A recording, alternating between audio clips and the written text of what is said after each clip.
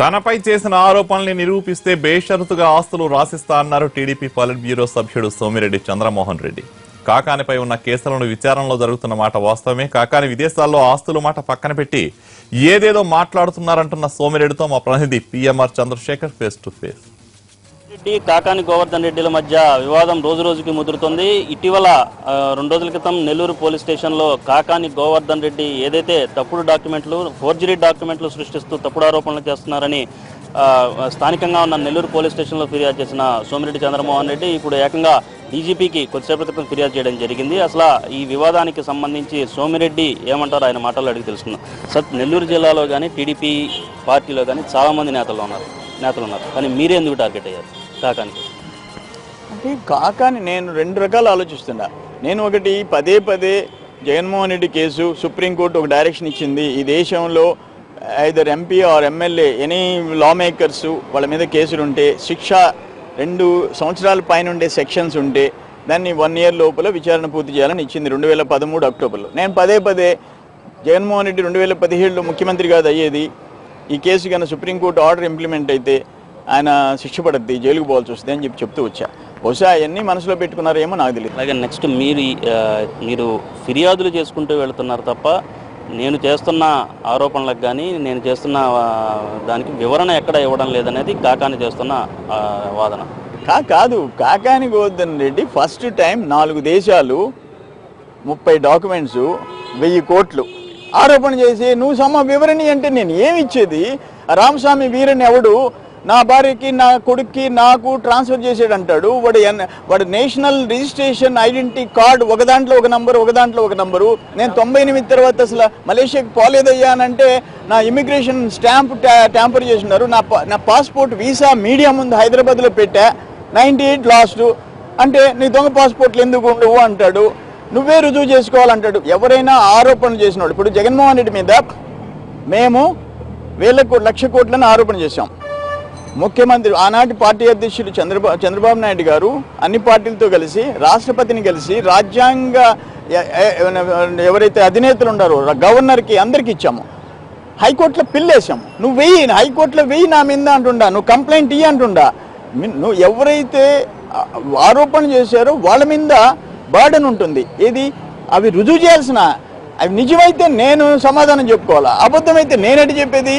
ఆస్తులు అమ్ముకున్నానని చెప్పుకుంటున్న సోమిరెడ్డికి రకరకాల కంపెనీల్లో వాటాలు ఉన్నాయి, పవర్ ప్రాజెక్ట్స్లో భాగస్వామ్యం ఉందనేది ఆయన చేస్తున్న మరో వాదన.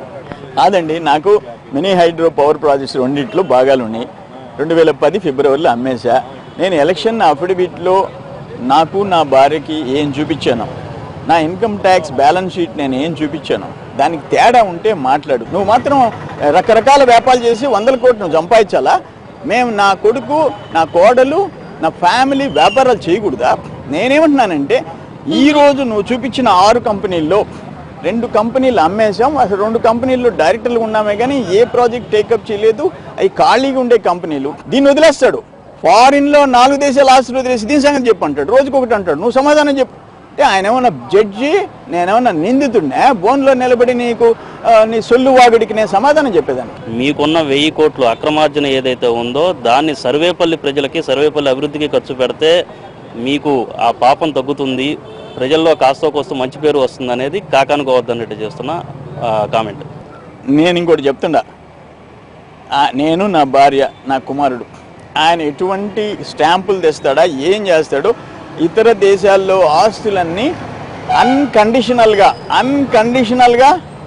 ఎక్కడ సంతకం పెట్టమంటే మేము 3 ఆడ పెడతాం, రాయించుకో, అవి తీసి అమ్మేసి వచ్చి సర్వేపల్లి ప్రజలకి, ఆయన సర్వేపల్లి ప్రజలకి న్యాయం చేసేది. సర్వేపల్లి ప్రజల ఓట్ల కోసం విషయం దాగిచ్చి శవాల మీద ఎన్నికల్లో గెలిచిన ఎమ్మెల్యేను వాళ్ళ శవాల మీద అతనికి నన్ను గురించి, నా కుటుంబాన్ని గురించి మాట్లాడే అర్హత అతనికి ఉందా అంటా నేను.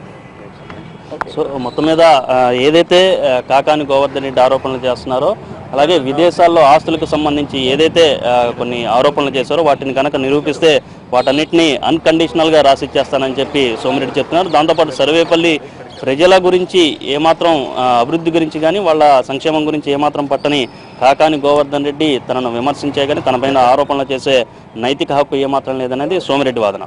కెమెరామెన్ ఆర్కేతో Chandrasekhar, NTV, Amaravati.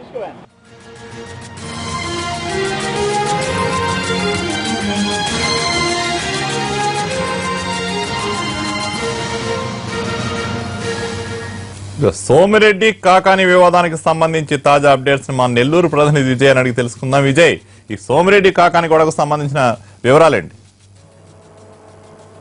Kalyan, Somireddy MLC, TDP MLC Somireddy Chandramohan రెడ్డికి విదేశాల్లో అక్రమాస్తులు ఉన్నాయంటూ గత వారం రోజుల కిందట వైసీపీ జిల్లా అధ్యక్షుడు, అదేవిధంగా Sarvepalli MLA Kakani Govardhan Reddy press meet పెట్టి కొన్ని ఆధారాలను చూపించడం జరిగింది.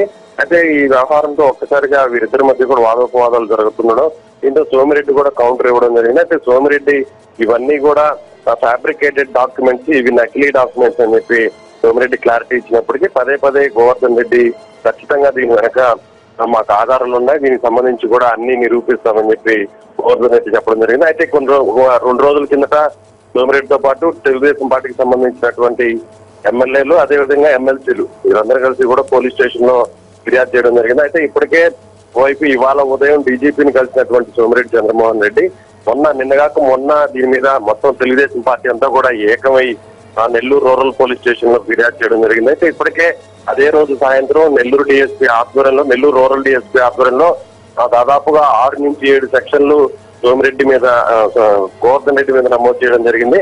అయితే వెంటనే రంగంలో దిగినటువంటి నెల్లూరు జిల్లా ఎస్పీ విశాల్ గున్ని ప్రత్యేకంగా కొన్ని స్పెషల్ టీమ్స్ కూడా ఏర్పాటు చేయడం జరిగింది. ఇప్పటికే ఏదైతే సోమిరెడ్డికి దాదాపుగా 350 కోట్ల ఆస్తులు 4 దేశాల్లో ఉన్నాయని చెప్పి వైసీపీ ఎమ్మెల్యే గోవర్ధన్ రెడ్డి ఇచ్చినటువంటి ఈ ఆధారాలన్నీ కూడా ఇవన్నీ కూడా నకిలీ డాక్యుమెంట్లుగా సోమిరెడ్డి చెప్తూ ఉండడం జరిగింది. అయితే ఈ డాక్యుమెంట్స్ ని ఎవరు తయారు చేశారు, ఇది నిజంగానే ఫోర్జరీ డాక్యుమెంట్సా లేదంటే నకిలీ డాక్యుమెంట్స్ అనే విషయం మీద కూడా పోలీసులు ఆరా తీస్తుండడం జరిగింది. అయితే నిన్న రాత్రి వైసీపీ ఎమ్మెల్యే కాకాని గోవర్ధన్ రెడ్డి ఇంటికి కూడా వెళ్లి ఒక ఇన్స్పెక్టర్ స్థాయి అధికారి దాదాపుగా అర్ధగంట పాటు కాకాని గోవర్ధన్ రెడ్డిని విచారించినట్టుగా కూడా సమాచారం అంతా ఉంది.